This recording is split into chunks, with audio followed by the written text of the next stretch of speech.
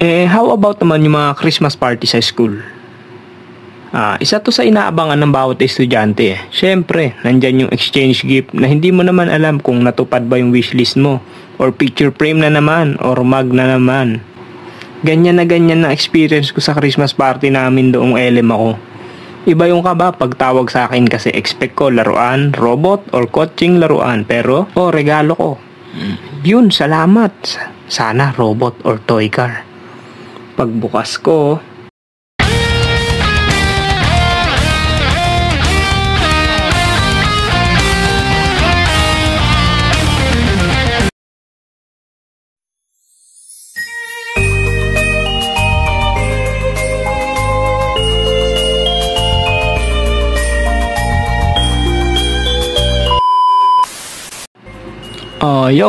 Pasko na naman at nagsisilabasan na naman tayo para bumili ng mga pangregalo sa mga inaanak natin.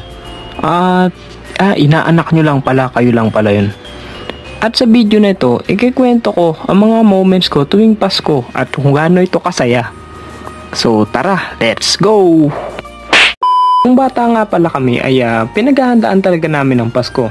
Nandyan yung September pa lang pero makakarinig ka na sa radyo ng mga pangpaskong kanta. May mga time nga noon na pagpasok pa lang ng bare months ay excited na kami sa pamasko naming bagong damit. Oo, September pa lang pero may mga magulang noon na bumibili na agad ng damit para sa mga anak nila. Sana all. At syempre, mawawala ba naman yung pagsasabit ng mga media sa mga bahay? Naalala ko pa noon, may mga bata na gumagawa ng pangkaroling na gawa sa pinitpit na tansan para mag-ready sa pangangaroling nila sa may bahay. Kawad. Thank you. Ang babarat ninyo.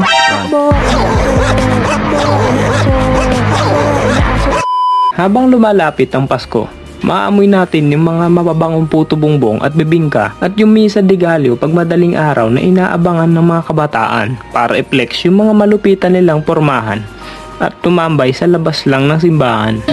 Sama ka na sa amin tol, simbang gabi tol, outfit check. Hey, napakaangas tol. How about naman yung mga Christmas party sa school?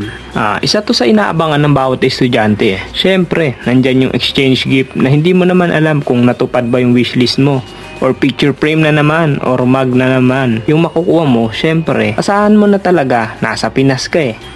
Ganyan na experience ko sa Christmas party namin doong LM ako.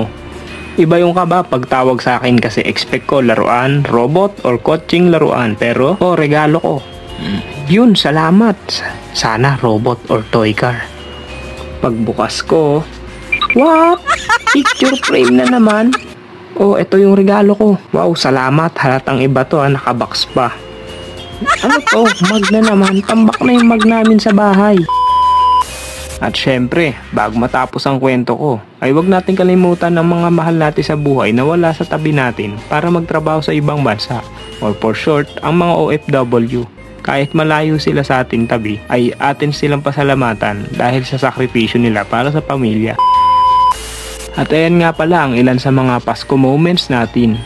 At salamat nga pala sa mga patuloy na sumusuporta at kung hindi ka man nakaka-subscribe, subscribe naman dyan.